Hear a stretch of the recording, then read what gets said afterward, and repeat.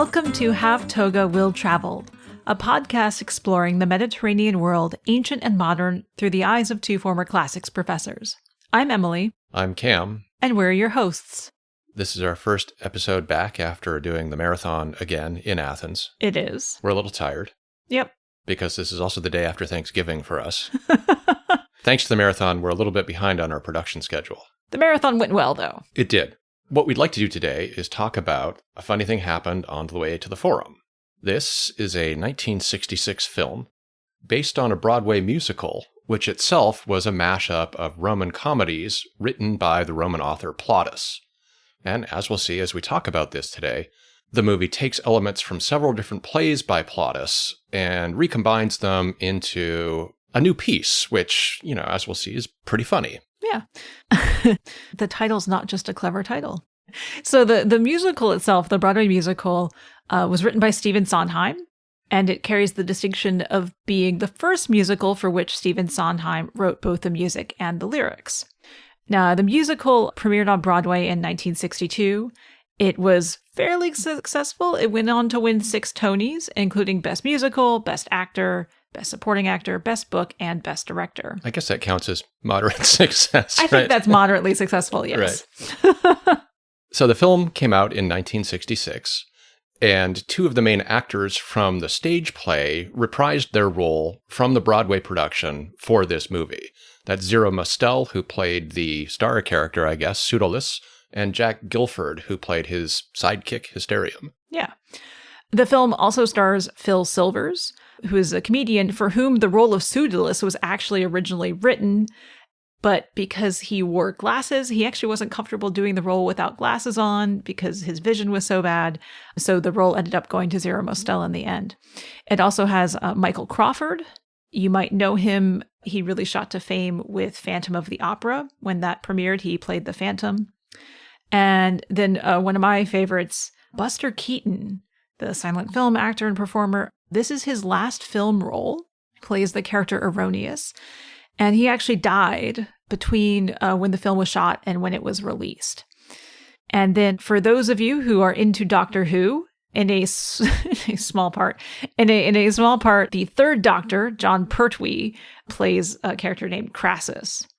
Although John Pertwee, in the London premiere of the musical in 1963, had actually played Marcus Lycus, who is our pimp. That's what he is, right?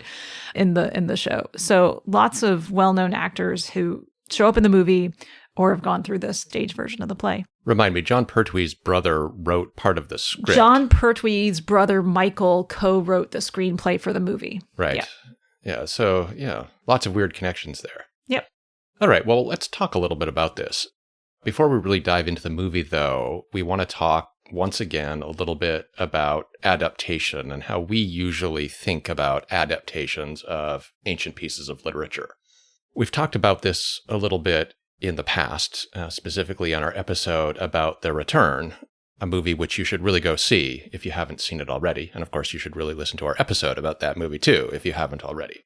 Yeah, it's episode 3. Right. And as we suggested there, a good adaptation is really a balancing act between 2 things.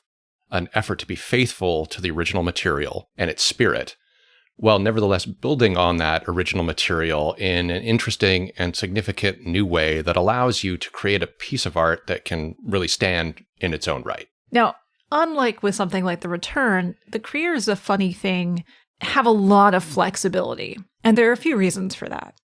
One, Plautus himself is actually creating adaptations or new versions of Greek comedic plays. If we want to get technical, it's Greek New Comedy. So this is not Aristophanes. It's people like Menander. So the source material is already adapted source material on some level, if we want to think of it that way. 2, Plautus plays, and this goes for Roman comedy, this goes for the Greek comedy that Plautus was drawing on. These plays feature a lot of stock elements, stock characters, kind of stock plot types. And so the details of the plot are a lot less important than the overall vibe and style. So because of these stock elements, the creators of Funny Thing can create an adaptation that draws on several plays and kind of plugs these things together in a way that still, I think, honors the spirit and vibe of Plautus, even if it's this kind of pastiche of lots of different Plautus plays. Right, with that out of the way, let's talk a little bit about Plautus himself and about what little we can know about him, which at the end of the day is actually not a lot. We know that he was probably active from the very end of the 3rd century, let's say from 205 BCE to about the 180s BCE. Only a couple of his 20 or so surviving plays can actually be dated. One we know was performed at a festival in 191 BCE. The normal context for the production of comedies like this was at a festival. And then we have another which refers to events that take place in 186 BCE. So it's really those two plays that sort of position Plautus for us in time. And this time when Plautus is writing is a fairly turbulent time in Roman history. So, this is way pre-Julius Caesar and all of that stuff. So it's a time people may not know as much about, but it was actually a time of a lot of upheaval. Rome had relatively recently become the predominant power in Italy. It was expanding its influence aggressively in Spain and Greece. And the Roman world was becoming increasingly cosmopolitan, lots of influx of both wealth and people from these areas where Rome was expanding. Right, and what we know of Plautus and his texts reflects this. He was definitely fluent in Latin, definitely fluent in Greek, really well-versed in Greek literature, especially the new comedy from which he was adapting his own works. And according to some ancient authors, and this may or may not be true, he was from a place called Cesena in northern Italy in what was then ancient Umbria. And if that's the case, then he probably spoke Umbrian as well. So he's somebody who was fluent, probably, in 3 languages. So somebody with a lot of linguistic and artistic skill. Now, we actually don't know a lot about his identity otherwise, because even his name is arguably a stage name. Now, his full name is Titus Macius Plautus, and all of these names might have been made up. Now, Titus is a proper Roman praenomen, or given name, but Titus is also a name that can be slang for penis, much like the name Dick. Or Johnson. Today, yes, Johnson. So it could be a name he adopted because it has this potential for humor. His nomen, Macius, which is like the family name, means something like son of Maccus. And Maccus is one of the names of a character from Roman farce, or what's known as Atellan farce. And this was the name of the stock clown character. And then finally, Plautus means flat or flat-footed. And it's often used of actors in Roman mime, which is a different kind of theatrical performance, who typically perform barefooted. So we have a name that could be Dick Flat-Footed Clown Son. Yeah, something like that, yes. So this is why people think that the name we know Plautus as might be a stage name and not his real given name. It's a little too much on the nose. A little bit, yeah. For someone who's performing and writing comedy, yeah. Yes. And, that's really sort of the sum total of what we actually concretely know about Plautus. Yeah. There are a bunch of things that get said about Plautus by later authors, but it's really hard to know if they actually knew anything or if they were just making guesses of their own. So one of the arguments that gets made by later authors in the Roman world itself is that Plautus had at one point been enslaved. This is an argument that starts from the claim made by some of these later authors that Plautus was himself a working actor for a while. That's potentially significant because in the Roman world, acting seems to have been a relatively low-status profession that was often in the hands of people who were enslaved or formerly enslaved, in contrast to, say, drama at Athens, which was, a profession pursued by the freeborn. But at the end of the day, we really don't know. It could be that he was a formerly enslaved person. He could be a member of a local municipal elite. We just really can't tell because we don't even know his real name. Yes. So since we can't know much about him, we're going to turn to his style. What did he write? So Plautus wrote, as we mentioned, Roman comedy. And the technical term for the kind of plays he wrote is fabula palliata, which basically means a play in Greek dress. And this is because Plautus is adapting Greek originals from new comedy, and Plautus's plays would have been set in Greece, and so the characters would be wearing Greek dress. but he's also infusing them with a lot of influence from Roman mime. And where the real key contributions from Roman mime are in his plays is the addition of song and dance. So the Greek plays didn't really have a lot of song and dance, or at least the ones he's adapting from. And Plautus adds a lot more to it.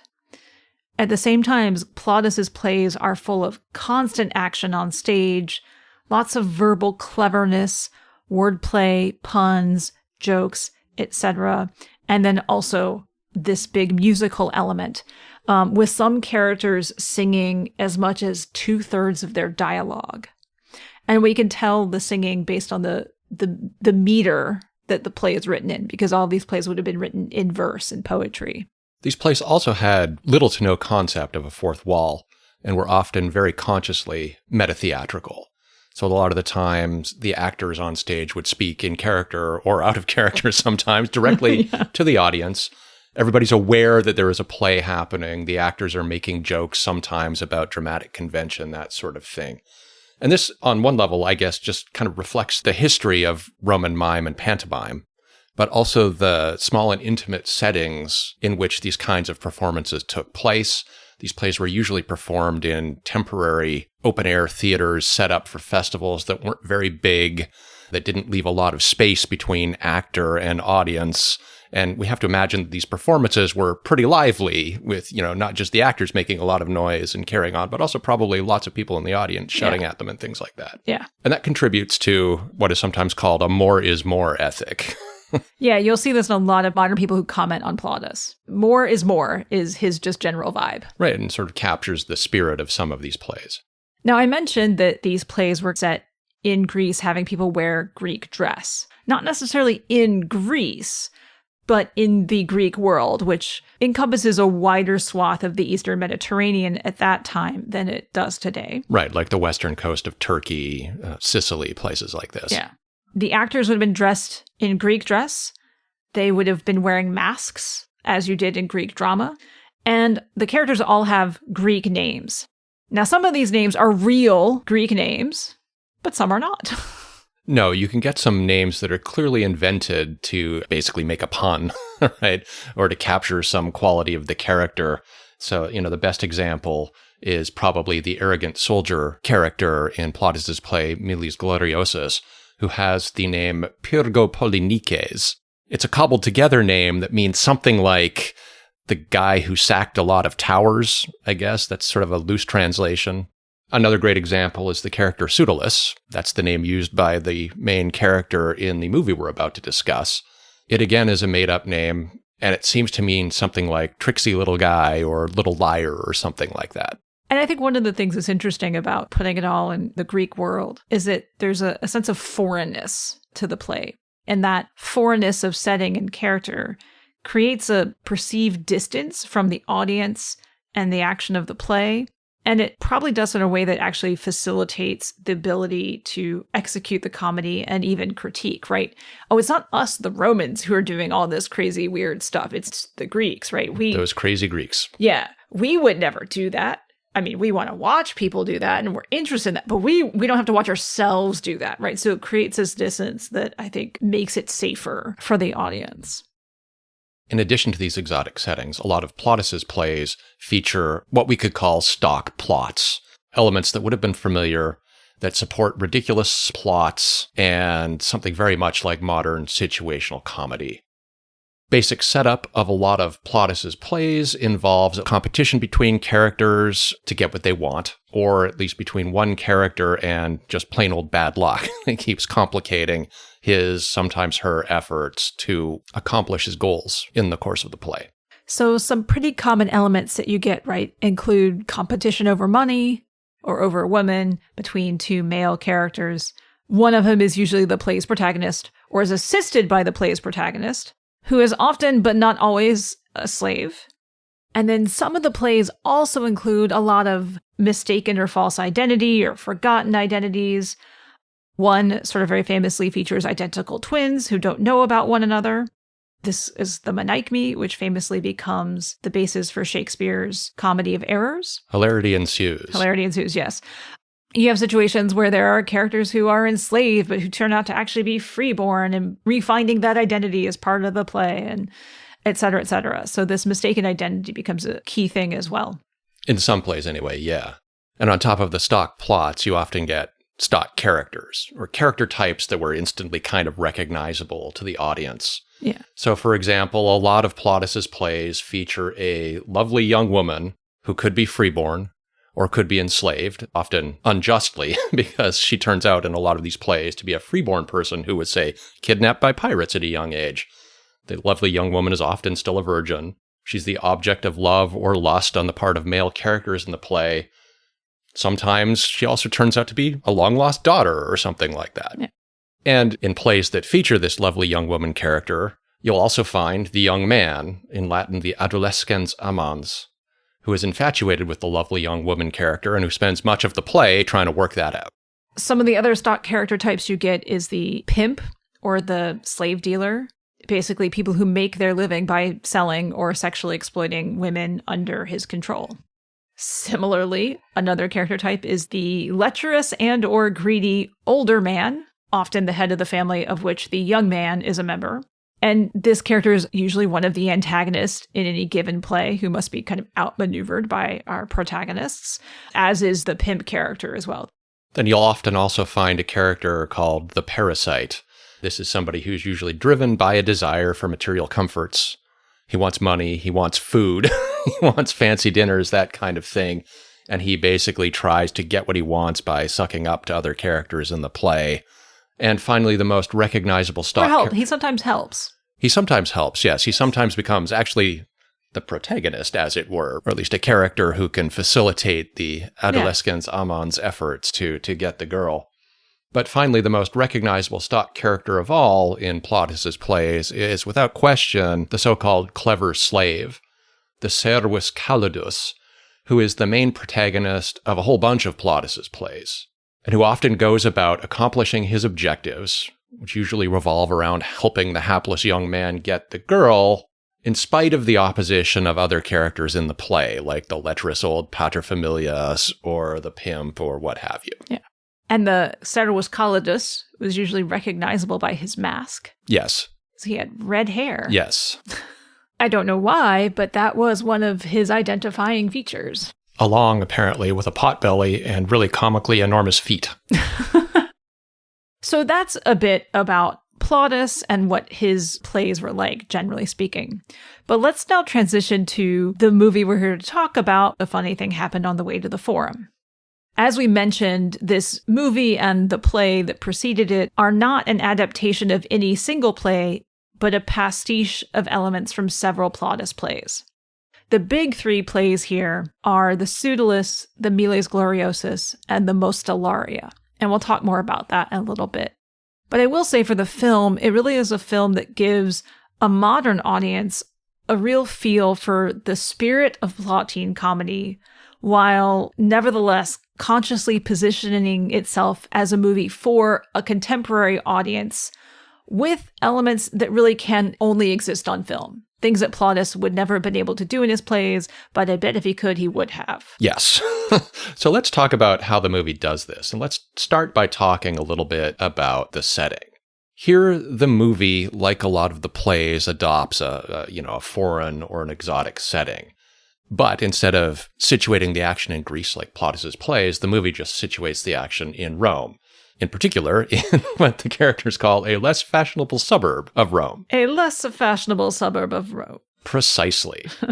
Now, this is a departure from Plautus, but in the film, it accomplishes the same thing that a setting in Greece accomplishes in the original plays. It distances the action from the viewer's contemporary milieu, so it accomplishes a bit of a sense of alienation or foreignness, especially since people, when they think about Rome, usually think about debauchery and extravagance and stuff like that anyway.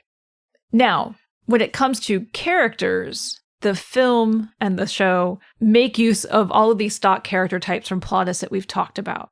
Also, like Plautus, the show either makes up its own pseudo-Latin names for the characters that tell us something about their character, or it draws on names already in Plautus. So, for example, the protagonist of the film is Pseudolus. That is a name lifted straight from one of Plautus's plays, the Pseudolus, where it's the name of a clever slave character who is the protagonist of that play. And as we mentioned, it means something very specific. It means little trickster, little liar. Then we have Pseudolus's sidekick? Colleague? Yeah. His fellow enslaved person. Who is a foil to Pseudolus to a certain extent. In this case, his name is Hysterium. Now, Hysterium is a little high-strung and is a little worried about everything. And how are things going to go wrong? Thus the name. Hysterium, right? Makes us think of hysterical. His most distinguishing characteristic, of course, is his collection of erotic pottery. We never see the... Well, we do see it briefly pottery. in That's one very scene. briefly in the background, yes. Yes. The next character worth talking about is Hero, our amorous young man, whose name suggests that he's supposed to be the protagonist, but of course we as well-versed observers of Pontine comedy know otherwise. Yeah. Then we have Senex, who is Hero's father, our lecherous old man, and Senex literally means old man in Latin. Senex's wife is named Domina, which means mistress or lady in Latin. She is the lady of the household. She is also a bit, what's the word I want? I mean, she is no nonsense. Yes. And does not take any crap from anybody. And she runs that household. Yes. Our lovely young woman is Philia. Philia, which is a pun in two languages. Right. In Latin, Philia spelled with an F means daughter. There's a bit of a joke there because when we first encounter this character in the movie, she is actually enslaved and not really anybody's obvious daughter. But the other joke is that in Greek, her name spelled with a PH is derived from a word for love. And of course, when we meet her, she is in a brothel. And by the end of the play, she turns out to be someone's daughter. And then we have our character Miles Gloriosus, which in Latin means boastful soldier. He is exactly that. He is a soldier who can't stop talking about how amazing he is. And the show takes this name directly from a play of Plautus that is called Miles Gloriosus, that we've mentioned before. The stock Plautine pimp or slave dealer character in this particular film is Marcus Lycus, played by the inestimable Phil Silvers. Yes. I don't know how intentional this is, but the name Lycus comes from the Greek word for wolf. So it, has this sense of predator, but also in Latin, the Latin word for wolf, lupa, could be used of sex workers. Right? Yes. So there's another weird connection here with that name. Yeah. And then we have some characters who are not what we might call stock characters that show up in the movie who still have names that riff on what they're doing. So we have the character Erroneous. This is the Buster Keaton character. He's been wandering for many years looking for his children, and the name erroneous is drawing on the Latin verb for to wander. And then there's a bunch of other minor characters whose names turn out to be like little puns about them and the little bits they do. I guess we should tackle the plot now. Yeah, the plot. Okay. This will be messy. We're going to warn you. This is going to be messy, yeah. So Plautus's plots in general get really complicated. And the film, because it's pulling together plots from lots of different plays, is even more complicated than your typical Plautus play, but more is more. So, indeed. So we're just going to give you a summary of the plot as best we can, and we are going to do our best to be brief. So we have a young man, Hero, who has fallen in love with a woman in the brothel next door. This is Philia. Now, Pseudolus, who is one of Hero's family's slaves, hatches a plan to help Hero get the girl in exchange for his freedom. However, circumstances continuously throw wrenches into the plans, and Pseudolus continues to improvise new plans on the fly to reach the goal. Now, one of the major problems that they encounter is that the woman, Philia, has already been sold to a soldier, Miles Gloriosus, and she insists that she must honor that contract, regardless of her own feelings. Now, in spite of that complication, Pseudolus manages to get Philia smuggled out of the brothel and stashes her in Hero's house. Unfortunately for him, however, Hero's father, Senex, comes home unexpectedly and concludes that Philia is the new maid, while she herself thinks that he is the soldier to whom she's been promised. So hilarity, complications, all that stuff. To get Senex out of the way, Pseudolus proposes that he take a bath and arrange a rendezvous in the house next door, Erroneous's house, because Erroneus is off wandering the world looking for children stolen in infancy by pirates. When Erroneus himself also happens to return home unexpectedly after Pseudolus has stashed Senex in his house, Pseudolus tells Erroneus that his home has become haunted, and he has to run around the 7 hills of Rome 7 times in order to be able to drive the ghost out. And after all this, then our soldier, Miles Gloriosus, arrives himself to claim Philia. And Pseudolus, who is now pretending to be her pimp Marcus Lycus, claims that she has died of the plague. He gets his fellow slave Hysterium to impersonate the supposedly dead Philia until Miles decides that he wants to cut her heart out to have it as a keepsake. At which point, Hysterium is no longer down with impersonating the dead body, and a massive chariot race ensues all over the Roman countryside. And this is a rather lengthy, involved chase scene. Until at the end, everyone is brought back to Hero's house. And then in the final scene, Philia and Miles discover that they are the children of Erroneus, who had been stolen in infancy by pirates, and are thus brother and sister. And that Philia is freeborn. And so thus Philia is freeborn. So Philia is now free to marry Hero, and Pseudolus wins his freedom. Yeah, it's a crazy convoluted plot, and we've really only touched on, I think, sort of the main beats, right? Yeah, we've cut a lot out. There are a lot of weird subplots that are thrown in there for comedy's sake. Other things we could discuss, and perhaps we'll touch on as we move through the rest of what we want to talk about here today. Let's start by talking a little bit about how the movie adapts and builds on the source material. The movie, and the Broadway production on which it's based, is based primarily on 3 of Plautus's plays: Pseudolus, Mostellaria, and Miles Gloriosus. The first part of the show draws its plot pretty heavily from the Pseudolus. In the Pseudolus, a hapless young man is in love with an enslaved girl who belongs to the pimp next door, and she has been purchased by a soldier whose agent is coming to take possession of her. So Pseudolus orchestrates a complex scheme to have the pimp turn the girl over to an imposter agent before the soldier's real representative arrives, and then she is handed over to the young man who sets her free. Happy ending for everyone. Now, the thing is, Pseudolus the play was written basically for connoisseurs of Roman comedy. It has a very metatheatrical plot, even by the standards of Plautus's play. Basically, the Pseudolus character flails a little bit at the beginning of the play, but once the plot gets going, he takes control of it. He explicitly compares himself to a playwright bringing the reality he wants to see into existence, and it involves a lot of weird metatheatrical jokes, like recruiting somebody else to play a clever slave character in his own scheme, and so on. And you can imagine how this is the sort of play that would really appeal to a Roman audience that knew all of these conventions. Maybe not so to a contemporary North American audience. Yeah.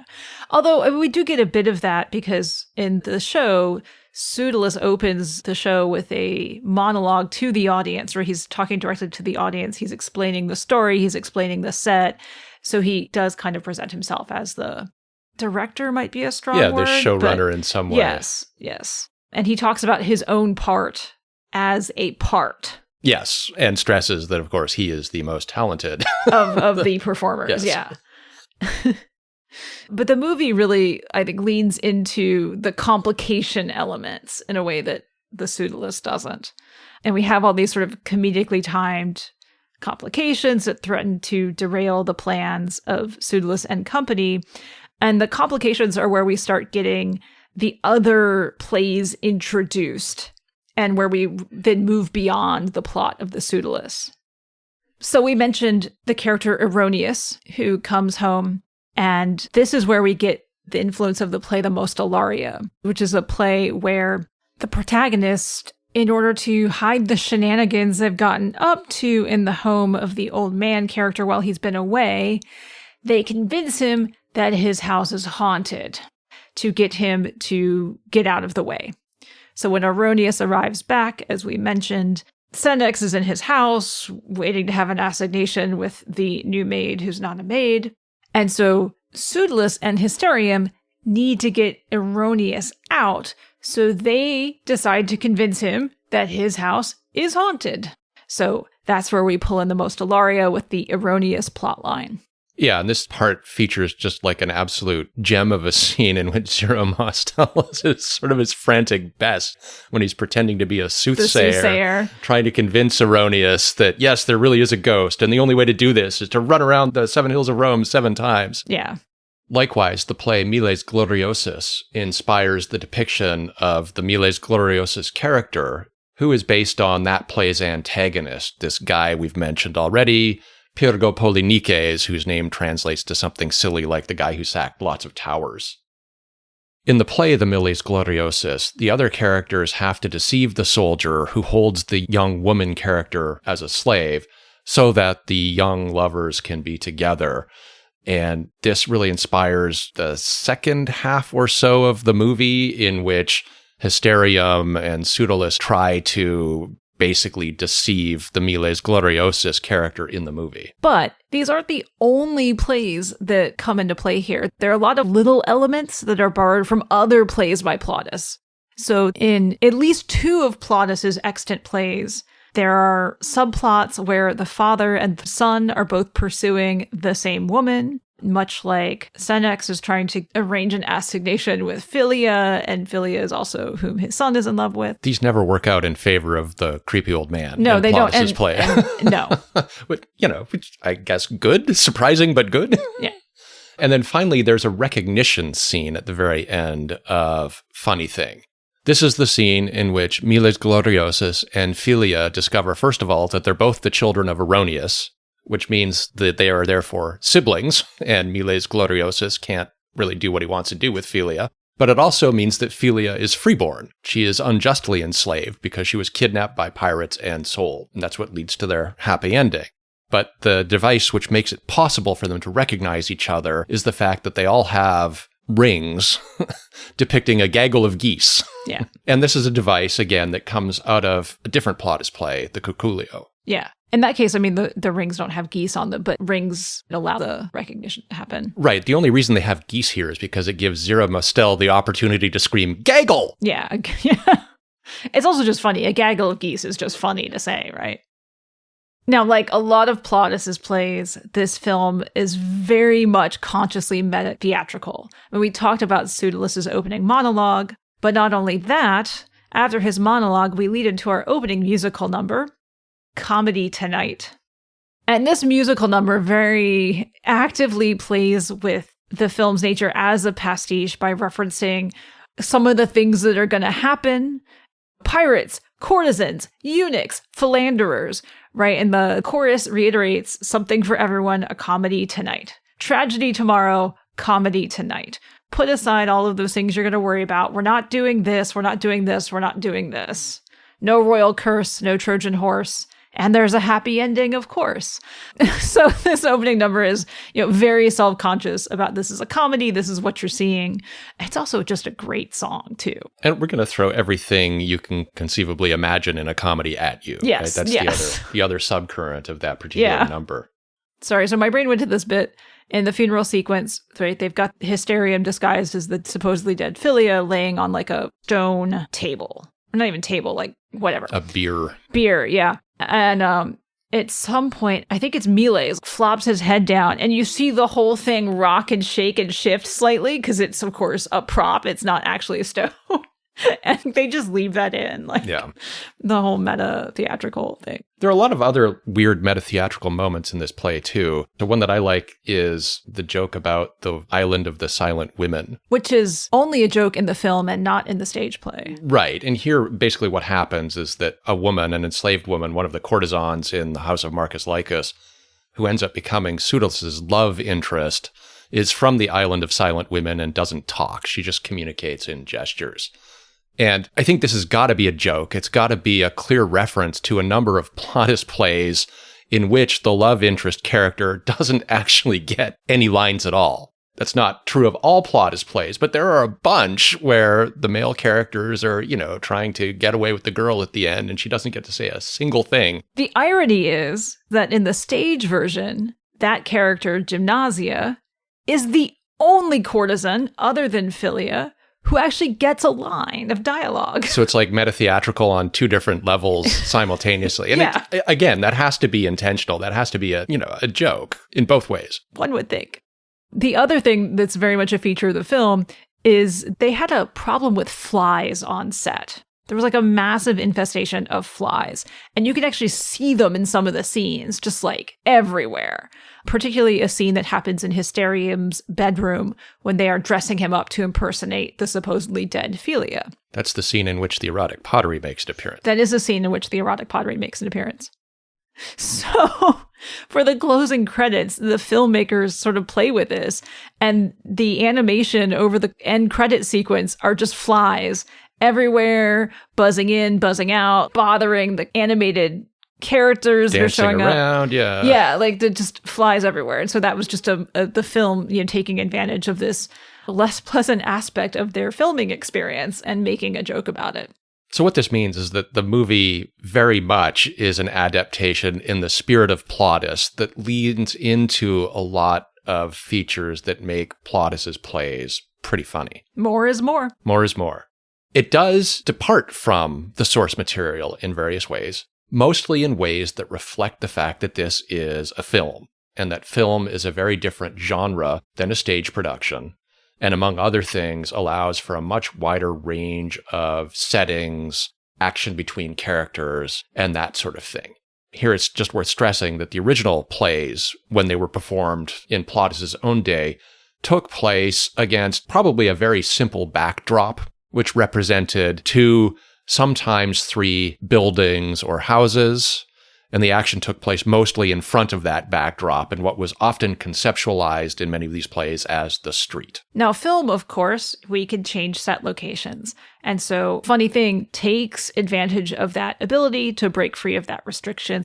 So, of course, we get interior scenes in the houses. We get exterior scenes in multiple locations and not just our street in front of the 3 houses, although that is where we start.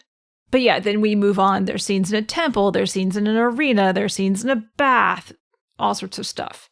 And they actually have some really nice set pieces, partly because a lot of this was filmed in Spain on sets originally made for the movie Fall of the Roman Empire. The movie did not do well, and honestly, I've seen it, and we understand why I understand why. Yes.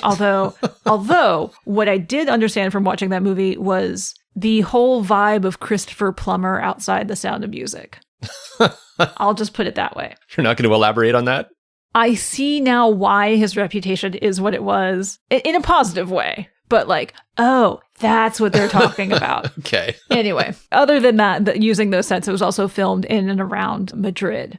Now, a lot of the scenes do honor the sort of street scene that's familiar from Plautus's plays, but the film actually fleshes it out in some really nice ways. It really creates this gritty, noisy, dirty even world. There are people everywhere, there are animals everywhere, there's things just constantly happening. People are living their lives outside, as they would have in antiquity. And so the film is able to capture that vibe in a really neat way. And I think it does give you some sense of what it would have seen and looked like to be in a Roman city. Not what it smelled like, but you could probably guess. Right, especially since this is a less fashionable suburb of Rome, yeah. But actually, that sequence, or the sequences in which we really get to see Rome, remind me really strongly of the first time I went to Naples. And it's the same chaotic mix of people and animals and vehicles just sort of milling around in the street, all trying to use this space, people trying to sell you stuff, people playing games, just a total mess. It's incredible. It's lovely. Yes. The movie does, however, feel some also very elaborate scenes that just couldn't be staged in the same way in live theater. So one that leaps immediately to mind is the entrance of the soldiers when the Miles Gloriosus makes his appearance. This is a pretty ridiculous scene in which he and his soldiers sort of parade through the streets, and Miles Gloriosus, of course, gets a song about how great and awesome and fantastic he is. And the people on the street are reacting, some in horror, women are swooning.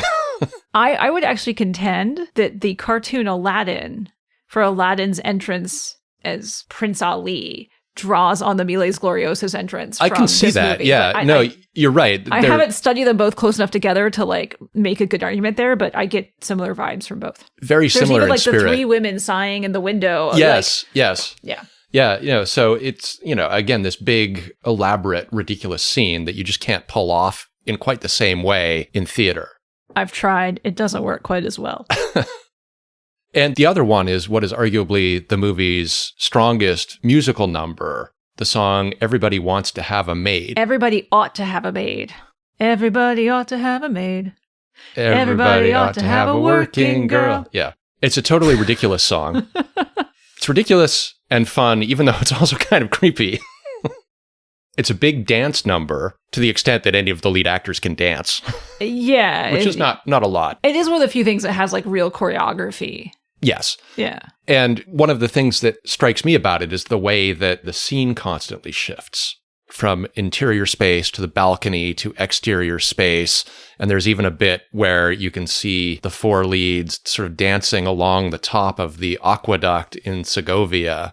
So it just adds this crazy feel to the number. Yeah. That once again, you can't really replicate in a theater context in the same way. No, you definitely can't just move them from place to place and then throw them on top of an aqueduct. Right. And this ties into a lot of what the film is doing with its physical comedy, right? It's just making it more and bigger than Plautus.